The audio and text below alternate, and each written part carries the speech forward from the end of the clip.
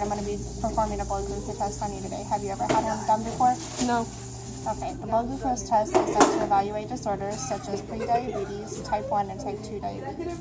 Your levels should average between 90 and 130 milligrams per deciliter before meals and below 180 milligrams per deciliter 2 hours after meals.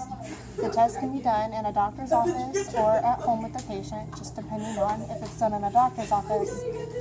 You need to verify any medications they're taking or any allergies they may have. First step one is always verify the patient's name and date of birth. Can you state your name and date of birth for me? Brianna Bechtel, December 3rd, 1993.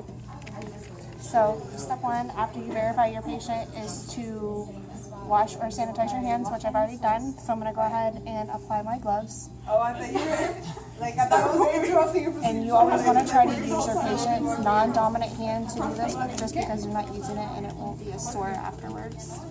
Can I have your non-dominant hand, please?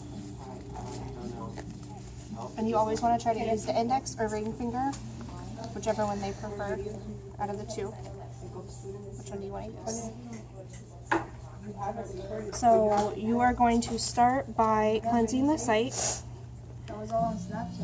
with an alcohol pad. You kind of want to go on the side or the tip of the finger. You're going to allow it to air dry, and in the process you can get your materials ready, such as your Band-Aid, applying the strip and the glucose smear, just giving that time to dry.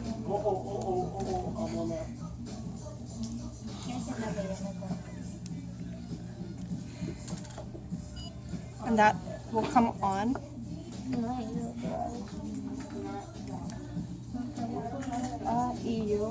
After the site has dried, you're going to stick it with the lancet. And you're going to dispose in the sharps container. With your 2x2 gauze, you want to wipe away the first drop of blood to prevent any contamination that may have been on the outside. You're going to bring up more blood, place it on the strip.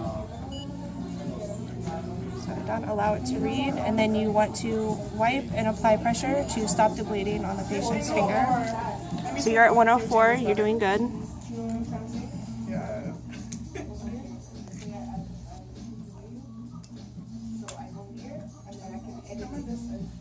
Usually after a few seconds you're okay.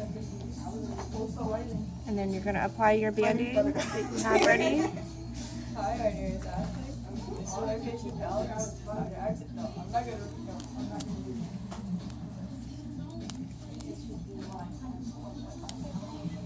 Alright, ready? And afterwards, you want to, after you've disposed of your sharps in the container, you want to dispose of all trash in your waste bin. Anything that may be saturated, you want to put in a biohazard, and be sure to document the procedure at the end.